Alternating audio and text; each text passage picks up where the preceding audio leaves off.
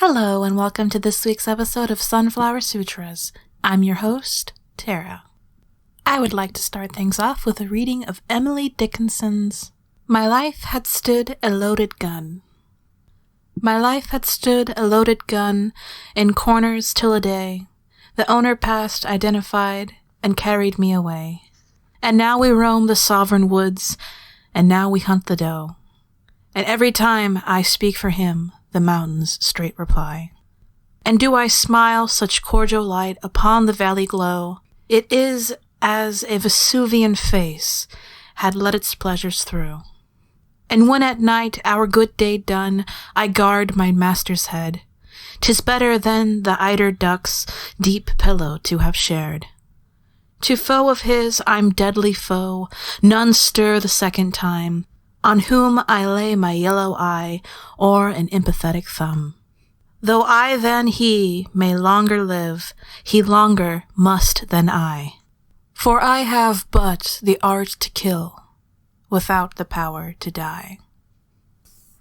And with us today, we have a very special guest. We have Kansas's current Poet Laureate, Kevin Rabas. Hello, good to hear you. I'm Kevin Rabas, and it's great to meet you, Tara. It's so great to meet you, too. Would you mind telling our guests a little bit about yourself?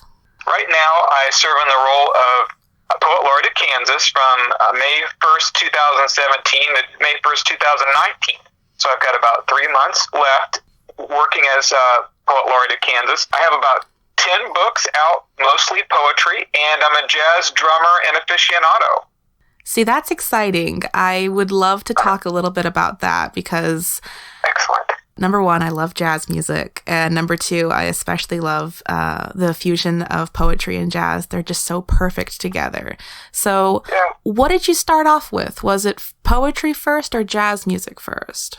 You know, I really started with poetry first. My mom was a journalist. She worked for the Shawnee Journal-Herald and then the Sun. And she used to take me along to things with her, a fire, a city council meeting, and she would swing the strap of her tape recorder around my neck, and I would follow her around as like an 8-year-old. And so that was how that started, and she encouraged us to read and tell stories. In her case, she was reporting stories for the newspaper. And then jazz, I got into that in middle school.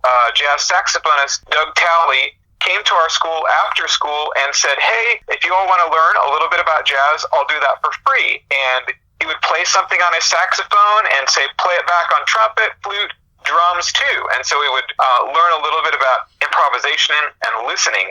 And then I gigged with a number of groups in Kansas City, in part when I was doing my undergrad at UMKC, but I also had my own groups. And the folks I played with first steadily were Brian Hicks and Myra Taylor. Now, what exactly about the drums drew you in? Because that's always an interesting pick. Right. Mostly for, I hear a lot of people say, well, it was a heck of a time convincing my parents that it was okay to get drums just because of how loud they can be. Was that ever a point of contention for you, or was there just 100% support? A little bit of both. My parents were pretty supportive, but my drums were downstairs near the TV, and I got to play during commercials, and so I learned how to do the 2-minute drum solo pretty well. And actually, I wanted to play saxophone. This will date me a little bit, but when I heard Huey Lewis in the news and their saxophonist soloist, I thought, that's what I want to do. And my orthodontist said, Kevin, you already have a pretty bad overbite. You play saxophone, it'll make it worse. How about trumpet or trombone? And I said, no, how about I play something that I don't blow into at all? How about drums?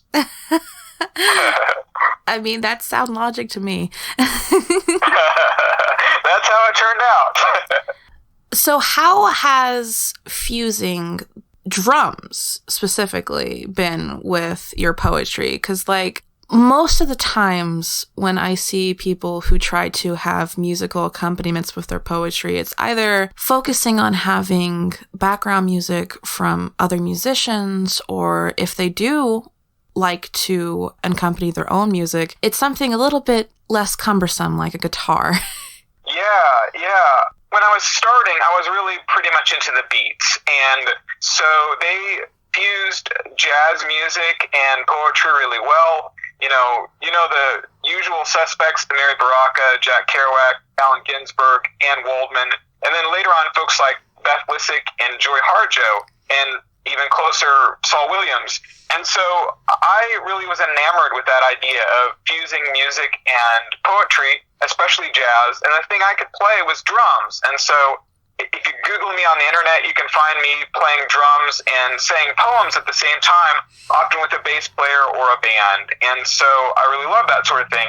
When I was living in Kansas City in 1999, I started a group called Lucky, and Josh Sklar, a saxophonist, and I would play an hour and a half to 2 hour set at the Cup and Saucer in the River Market area. And we mainly played for slightly buzzed or thoroughly buzzed visual artists when the Crossroads district was blossoming there. And so we had to keep their attention, and that made me write my poems in a different way to keep the attention of those folks and play drums and read to music. So when you're writing poetry, do you have different writing styles? Like, do you have poems that you definitely compose with the musical accompaniment in mind? And if that's the case, is it like a song where you have a beat going in your head as you're writing it, so there's like a certain cadence to the words? Yeah.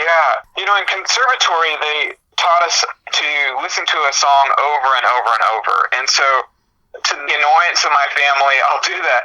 So if you're in my car, you get to hear John Coltrane's Equinox over and over for like 3 months, just the same tune on repeat. And so I would do something like that and then compose poems that do either, overtly go to the music or that would kind of loosely go to that music. And in that case, there's no words to the music, so I'm writing over a saxophone solo and a jazz group, a small combo. Then, after I wrote something like that, I would often try to put my own music to it, which often would harken back to the thing I was listening to.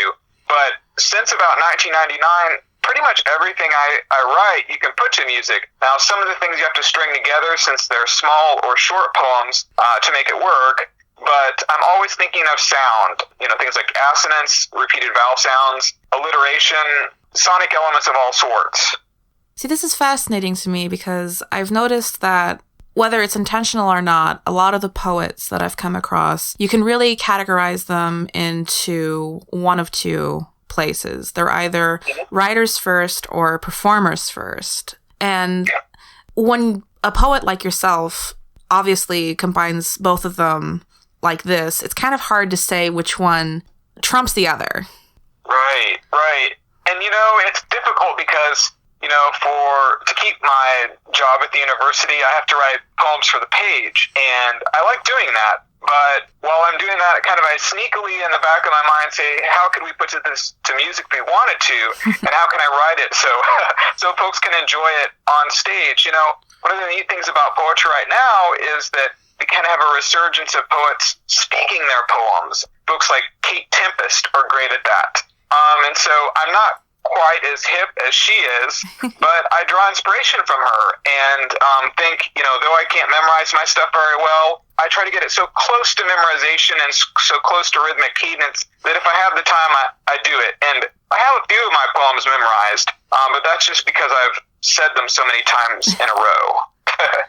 So when you're doing your live performances, you're reading off your poetry? Yeah. I usually have a music stand off to the left of my hi-hat, and I look at it off and on so that, so I don't get lost. If I do get lost, sometimes I freestyle. I just say what comes, and that's fun for everyone. I dig that a lot. That gives me hope because I was thinking over here like, gosh, you remember all your stuff and you're performing at the same time. I never remember my stuff. I always have to read off, so. Yeah. And, drumming along to it is no big deal, really. I mean, I've been drumming a long time, and, we rehearse some, and then it becomes natural, just playing some music while I'm reading. And I don't have it super complex when it comes to the drumming I do, but when I pause in between stanzas or at the end of a poem, then we'll kind of freestyle with our music. We'll improvise and solo and do things that are more complex. So the two things complement each other, meaning that the stuff I play on drums is simpler when I'm reading, and then when I stop reading, it becomes more complex on drums. That's awesome. So correct me if I'm wrong.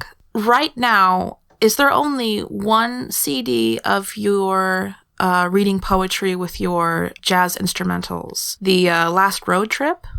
That's true, and if you can find that, gold star to you. That's from a while ago. It was on CD Baby, and you could find it easily for about a decade or a decade and a half, and now it's super hard to find. If you Google me and send me a message, I'd be happy to just send you one for free, because it's really hard to find. So that is that by and large what your career was like before you took up this mantle as Poet Laureate? I've been a poet/professor for a while now, and so that's what I continue to do. Teach during the day, do performances in the evenings, and write, in between. And I love teaching. I just graded some papers this morning and made some comments on some poems by my students last night.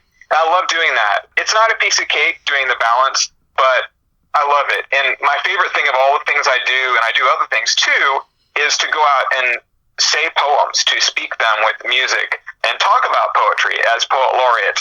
And in that case, that means giving a speech called Finding the Extraordinary and the Ordinary, or Finding the Beauty in Everyday Things. And then, saying some poems with light drums, because I don't usually bring a band, so I've just accompanied myself on a few bits that I can easily carry in.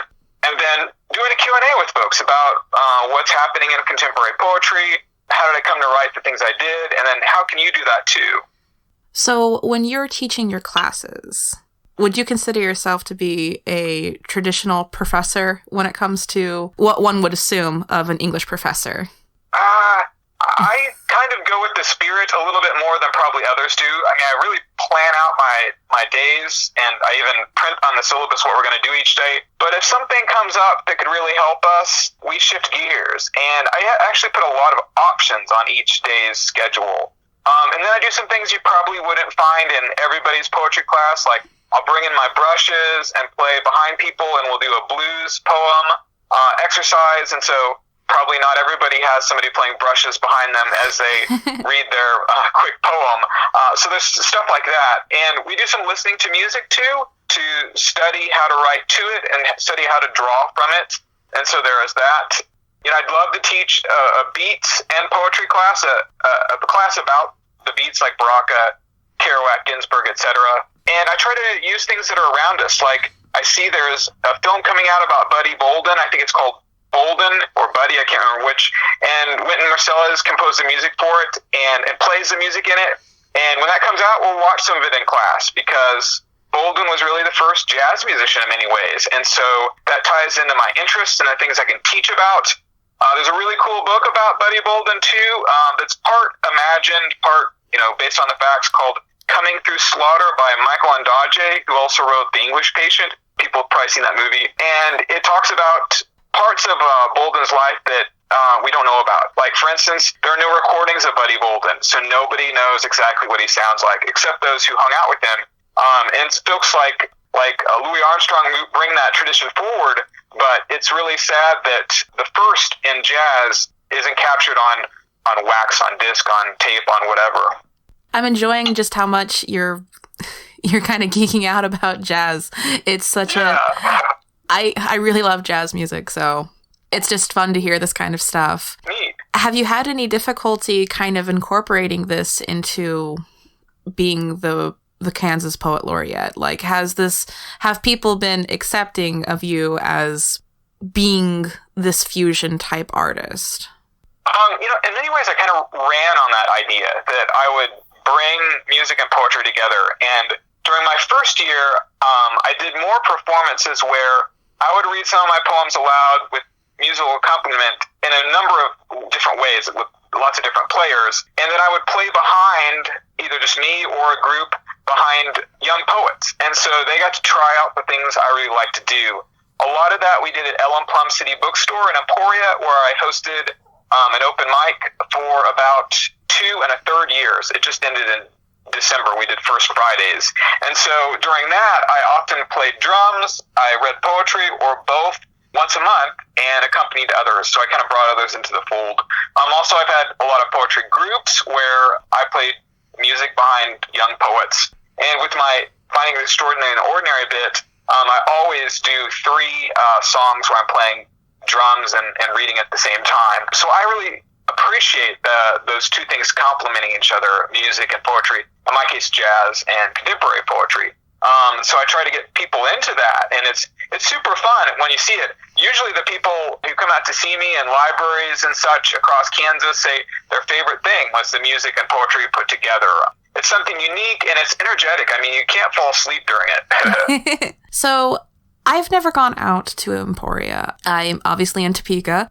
What's the scene out like in Emporia? Because here in Topeka, a lot of people will obviously compare us to like Lawrence and Kansas City, where they have well-established artistry, but we definitely have a very tight-knit community here. What is it like in Emporia? You're right, and the Topeka has probably per capita one of the largest amounts of poets in the state, probably only rivaled by Lawrence.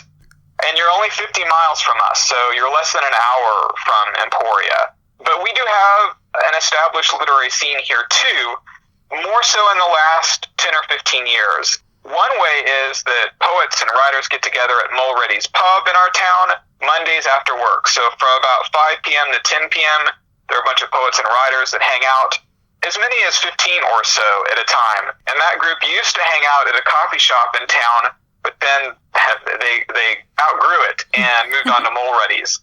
So there's that. And also, there are a couple of presses/publishers in Emporia, and that also enlivens the scene. They publish Emporians and also folks of the region, mainly Kansas and Missouri. And probably half of those titles are Emporia titles, maybe a third, depends on how it grows. And those publishers include Meadowlark Books, which is owned and operated by Tracy Millian Simmons, and then a new one called Kellogg Press, led by Curtis Becker. And so Meadowlark has about 15 to 20 titles, and Kellogg just started, and it just has 1 title. But that's a way for folks in the region to find their first exposure. And so these folks are hanging out with you, and they're saying, yeah, I really dig that. Let's work on it and make it better and turn it into a book. So things are hopping in Emporia when it comes to writing and publishing. That's exciting. That's nice to hear. When myself and my partner on the show were looking into Emporia, because we were just really curious, being Topekans. We weren't sure exactly how things were. The website for Emporia does not exactly do it justice on the arts. Yeah, we have more than kind of meets the eye. One is we have a really good university theater group. Theater Emporia, for our size, a town about 20,000 or so, we have really, really good theater. So I go to almost every show. Visual art, we have a lot of great visual artists in this town, from glassblowers to painters to all sorts of things. We also have good writers, of course. So that group is good too. And other things too. I mean, we got disc golf, we got Gravel City, the bike race, the DK, the Dirty Kanza. So lots of interesting things you wouldn't necessarily associate with a town our size. I also love it. Topeka, one of my best friends, Dennis Etzel Jr., teaches at Washburn, and we write about a letter every 3 days and have been for about 10 years or so. And we're starting to catalog those and type out the handwritten letters so that they can be shared and maybe published and archived, etc. So I know a little bit about your town because I'm corresponding with someone from there. Yes, I hear Dennis talking about you all the time. I wasn't sure exactly how much of that was. Yes, that is so awesome. In fact, that's mostly how I hear of you. Before I had met your assistant, Lindsay, I only really knew of you from Dennis. Yeah. Well, Dennis is great. A great soul and a wonderful writer, so I feel privileged to be his friend. Oh, that's really sweet. I do have one more question about your poet laureateship. What would you describe as both the highlights of your term and the more difficult things that you're oh, I'm so glad I don't have to do those ever again? Well, I've really loved it, and I've got a little bit longer, but not a ton. The highlights are driving across Kansas and meeting with communities of all sorts, urban communities, rural communities, and everything in between. And so I love going out to these places and bringing them some kind of energetic and different poetry. So that's what I love. And giving the talk and talking with folks, Q&A, Those are the highlights. I love doing that. Difficulties are, what if it's icy? What if there's a hailstorm? Getting through the weather on a long drive, that's probably the hardest part. And maybe, scheduling everything so that I can be one place and then be the next place and not ever be, late. I did beat a hailstorm near Waukene, and it broke out windows and cars. It was wicked. Oh, goodness. And this was the fastest teardown of my drums I had ever done. I was like, I am out of here. I love talking with you, but I don't want to be hurt. So there was that. I'm sure that having Lindsay really helps out. Yeah. Lindsay's been working with me not quite a year yet. And, Lindsay Garcia is a great poet, a young burgeoning poet who has a book out that came out right before or right after she graduated from undergrad. And she wanted to go to graduate school, and we didn't have a teaching assignment for her, but she could take classes. So she had the option of being a graduate assistant and not teaching at first because we had nothing for her, or working with me. And so she came, and she's great help in all things. And it's great to see her also kind of learn the trade by working with me to send out works, revise works, curate them, etc. That's pretty awesome. Talking with her for the past few weeks, just getting everything coordinated for this interview, she's just been so... I hesitate to use the word bubbly because it has such a negative connotation, but she's very sweet and compassionate. Yeah, she has a great outlook on things, a kind of buoyant personality, and her book is Thank You by Lindsay Garcia from Spartan Press, Kansas City. And so check out her book. It's really something. I think we've reached the point where if you are ready to, we can definitely do some readings of poems. Okay, excellent. So this is an early poem of mine, but it has the kind of jazz life encapsulated in it. And it's in my first book called Bird's Horn, Charlie Parker's Horn. And it's called Night Shirts That Shimmered at Dinner. And it has me kind of falling out of one relationship into another romantically, and then going back to play jazz for a while. And so it's called Night Shirts That Shimmer to Dinner. And when the annulment papers came in the mail, no word from her in years, I knew she must have lived and lived and lived on the blocks I once wandered and walked and knew, danced with the men in the clubs, or danced while they played in the background, floated dollar bills across bars to other friends, had talks with musicians, her and her large father, who had enough cash for all of Belton, and said that, yeah, that's jazz. That's some real jazz we heard tonight. And I turned and left the restaurant once during my new wife's office party, left the club, noticing him in the back row waiting, talking with the women who wear night shirts that shimmer to dinner. The club where I'd stop by to say, hey, sit in and catch up on my old life, now their life, in the back rows, watching, listening, never knowing why we played for their pay. But in the barely lit hours and the hours of darkness only neon can light, I too lived hours no one can repeat, in parts of town and rundown corners where music moves in the building as blood moves in the body, and women can dance however they please, and a man can stand up and know anything his spirit can muster, can know the chord changes with his heart, can know the bar top and the saxophone face and the drum head and the cymbal dish, and the touch of brushes when they are new, cat paw on Spanish tile quick, delicate as the teardrops a sensitive get on the heart finger, the ring finger, mine. So there's one. Let me do one that's not about jazz. One of my friends at the university, Gary Wyatt, goes to Uganda every year in the summer and takes a group of students from the honors college to do some service work. And at the end of their work, they take out the folks who've been helping them and housing them to dinner of tilapia, which is a little fish. So this is called Not Done, with Gary Wyatt. We eat tilapia by the sea, that little black fish with a small pinch of salt to season the dish in Uganda, where this is a lot, a treat, more than most ever eat. And we stop, and the waiter says, not done. So we pick the bones, not done. So we eat the scales, the fins, not done. So we eat the eyes, warm and soft, the tail till there is nothing left, but thin white bones, like hooks, like teeth, like the belly of a boat, stripped, open to the sun and sea, hollow, a mouth all the way open, hungry for nothing now. So there's a couple of poems. Thank you so much, Kevin. That was wonderful. Yeah, thanks, Tara. I mean, the main thing is to give yourself permission to get into poetry.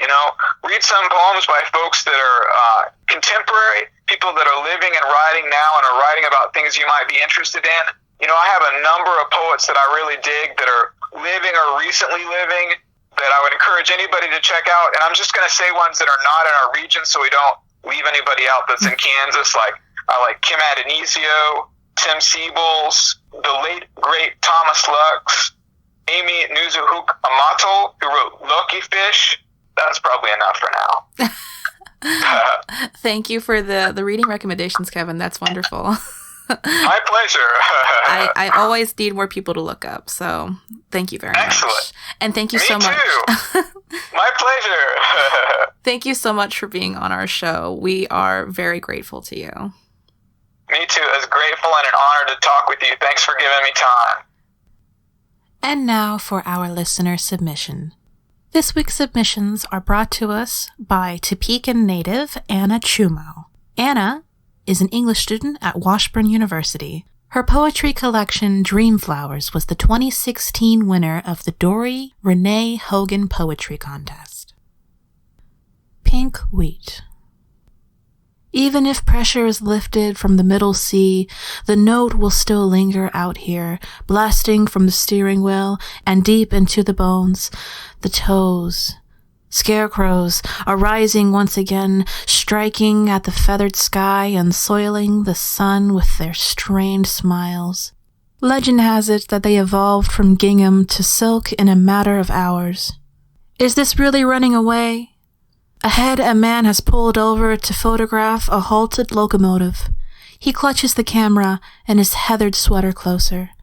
Is this really running away? The vulture tornado twists above a lonely country house, nestled within the grainy horizon.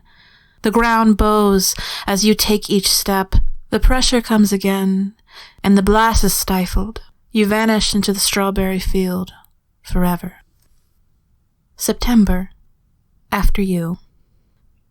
You never had bad digestion in dreams.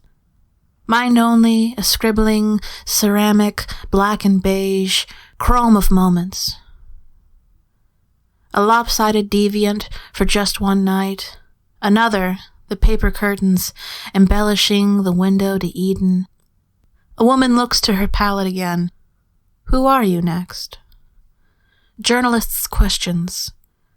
You're asking them quickly, before the peeling begins, before the paint dries. Looking to hear the chirrup, the wine and wire pointing to a table set before you. Heavy steps take you there. Heavy steps. Soon those apples, the salty cream sauce, the autumn chill, all of it will meet you at the deadline. Goodbye, Yellow Brick Road. Well, I've finally decided my future lies within this cyclonic elasticity. Beneath the trapdoor of the dreary storm cellar, tasting a tidbit of your tomato soup lips as we walk an acre further. We're just another half-step within Elton's bleeding octave. And to guess that his next note would be a simple ooh or ah is beyond us and this horizon. Some may say we're without courage. I may think we've got heart. For when you're holding my hand in both of yours, shaping my skin like a homemaker kneading dough, we know we're not in Kansas anymore. And lastly, invocation. Hurry and look at the flock of birds bursting away. This may be the only chance for you to explore the space between them, now settling, perching 2 by 2. Show me what you find. Throw it from the telephone wire, through the mass of mist and out to my hand. I will watch you from below, and don't worry. I will catch whatever you send back down, whether it be a beak, a kernel, a shout, a sliver of fever or wistfulness. Let yourself exit in silvery homage, and I will use these birds as quotes and commas. Thank you so much for those lovely poems, Anna. And if you or someone you know would like to submit poetry to our show, please do so. Any poetry that you have. The The stuff that you're embarrassed about, the stuff you think's too boring, too weird, your gushy love poetry, your dark little emo phase poetry, everything is valid to me. You can send poetry directly to us on our Facebook page, Sunflower Sutras, or you can email them directly to me at tara.bartley@yahoo.com. Thank you all for listening to this week's episode. So long, go full, and farewell.